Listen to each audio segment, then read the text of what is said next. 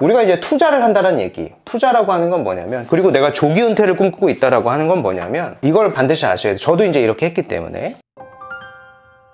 안녕하세요, 닥터 부자아빠입니다. 제 네이버 카페에 올려주신 구독자분의 사연을 하나 가지고 왔습니다. 오늘도 이제 사연을 자세히 잘 읽어보면서요, 부동산 고민 상담 하는 시간 가져보겠습니다. 제목은 모든 이제 직장인들의 꿈이죠. 조기 은퇴를 꿈꾸는 세종인 도움 요청드려요 라는 사연입니다. 안녕하세요, 닥부님. 평소 방송 잘 듣고 있습니다. 친절하게 개인 사연을 읽어주시고 해법을 함께 고민해주시는 모습을 보고 저도 닥부님께 도움을 요청드립니다 라고 하셨고요. 기본 정보를 간략하게 좀 소개를 드리면 30대 후반에 아이가 한 명 있는 3인 가족이시고요. 세종에서 전세 3억에 살고 계십니다. 직장도 그 근방이신 것 같고요. 소득은 외벌이로 한 400만 원 정도 되고요. 소득이 이제 많진 않죠. 외벌이니까. 저축은 따로 없으신 것 같고요. 현금이나 이런 거를 주식과 코인으로 투자를 이어나가고 있는 상황이신 것 같습니다. 2019년 정도에 매수를 한 원효로 4가 빌라가 하나가 있고요. 이어서 23년 11월에 또 매수를 한 양천구에 있는 작은 빌라가 추가로 있습니다. 주식하고 코인에 한 1억 5천 정도가 있는 것 같고요. 목표가 10년 내에 순자산을 30억 달성해가지고 조기 퇴직을 희망하고 계신 분입니다. 저도 사실은 일찍 회사를 그만뒀죠. 저희 이제 투자법에 대해서 좀 의견을 드리면 도움을 좀 받으실 수 있을 것 같습니다. 지금 방향성 자체가 조금 잘못된 것 같거든요. 좀 의견을 드리면은 좀 더 도움이 되실 것 같습니다. 제 실제 경험이니까요. 일단은 이제 30대 후반이시고요. 현재 외벌이시고요. 소득은 한 월 한 400만 원 정도. 저축은 별도로 크게 하기는 어려운 상황이신 것 같고요. 자녀가 한 명이 있습니다.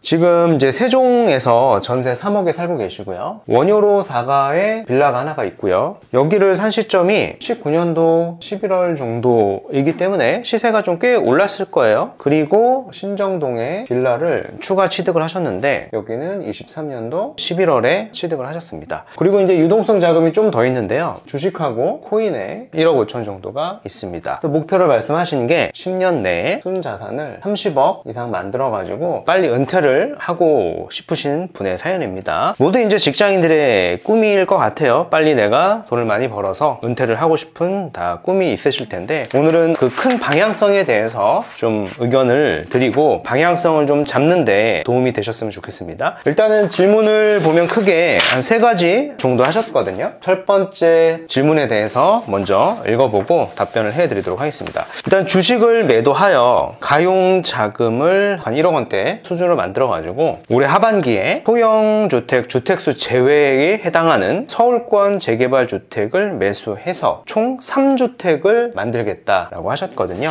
여기에 대한 저의 답변은 뭐냐면 재개발 예정지를 사는 거죠. 재개발 구역도 아니고요. 사실은 어떻게 보면 예정지입니다. 이미 2채를 들고 있는데 하나를 더 사겠다는 얘기죠. 코인을 좀 팔아서 주식을 좀 팔아서 3주택을 가겠다라는 겁니다. 여기에 대한 저의 답변은 반대를 드리고 싶거든요. 그 이유가 뭐냐면 우리는 10년 내에 자산을 빨리 불려서 조기 은퇴를 하고 싶으신 상황인데 말씀하셨던 원효로 4가도 그렇고요. 신정동 빌라도 그렇고 1억대 자본으로 사게 되는 그런 빌라도 사실 다 예정지거든요. 그래서 아무리 빨라봐야 그런 구역들을 사게 되면 15년 플러스 알파가 걸립니다. 사실은 15년보다 훨씬 더 걸려요. 이런 데는 내가 조기 은퇴를 하기가 쉽지 않죠. 그래서 재개발이 속도가 이제 너무 느린 구역이거든요. 그래서 여기를 전 추천드리고 싶진 않고 여기 이제 첫 번째 이유고요. 두 번째 이유가 있는데 지금이 이제 주택 경기가 굉장히 좋지 않아요. 그래서 거래량도 뭐 1월달 기준으로 보면 1000건밖에 안 되는 것 같은데 근데 이게 계속 되진 않거든요. 그래서 거래량은 다시 반드시 살아날 것이고 올 하반기나 내년도가 되면 지금과는 완전히 다른 부동산 시장이 되어 있을 겁니다. 그렇게 되면 향후에는 반드시 서울도 지금은 보면 가지고 계신 원효로만 규제 지역이거든요. 근데 서울 전역이 전부 다 규제 지역으로 바뀌는 시점이 반드시 옵니다. 생각보다 그 시점이 빨리 올 수 있거든요. 그렇게 되면 3주택을 한다 그랬잖아요. 투기과열 지역만 우리가 3개를 갖게 되는 겁니다. 그렇게 되면 만약에 이게 어느 하나가 속도가 빨라지게 되면 우리는 재당첨 제한 이슈가 생기겠죠. 5년 재당첨 제한 이슈에 걸리면 3개 중에 뭐가 겹치게 되면 되면 어느 하나는 또 현금 청산 될 수도 있습니다. 현금 청산 될 것 같으니까 이미 내가 관리 처분 전에 매도를 하려고 또 할 텐데, 매도 시점에 또 어떤 문제가 생기냐면 쉽게 양도를 하기가 어려울 겁니다. 왜냐하면 서울 전역이 이렇게 규제 지역으로 바뀌었다는 얘기는 사실은 거래량이 막 터져서 거래량을 조금 줄이기 위해서 인위적으로 규제를 하게 되는데, 그때 이제 보통 많이 하게 되는 게 양도세 중과 정책이거든요. 근데 3주택이 있어서 지금 재당첨에 걸릴 것 같아. 투기과열 지역이야. 그래서 나 팔려고 그랬는데 양도세 중과가 해당이 될 수가 있습니다. 그러면 양도세만 80% 이상의 세금이 나올 수가 있거든요. 실제 과거 정권에서 그랬었습니다. 그래서 이런 부분들이 다시 발생을 될 수가 있고요. 그래서 저는 첫 번째 질문이죠. 재개발 예정지를 추가적으로 매수해서 소형주택을 계속 늘려가는 거는 조기 은퇴를 바라는 방향성과는 좀 반대되는, 상반되는 것이다 라고 좀 정리해드리고 싶고요. 두 번째 질문을 하셨는데요. 신정동 빌라를 역시 매도를 해서 주식을 매도해서 가용자금 3억 수준으로 올해 하반기에 소형주택 주택수 제외에 해당되는 서울권 재개발 주택을 매수하여 총 3주택 만들기. 사실 이것도 1번과 똑같은 질문이거든요. 그냥 다른 거라고 하면 신정동을 팔아서 좀 다른 구역들을 한두 개 더 사겠다로 제가 이해를 했거든요.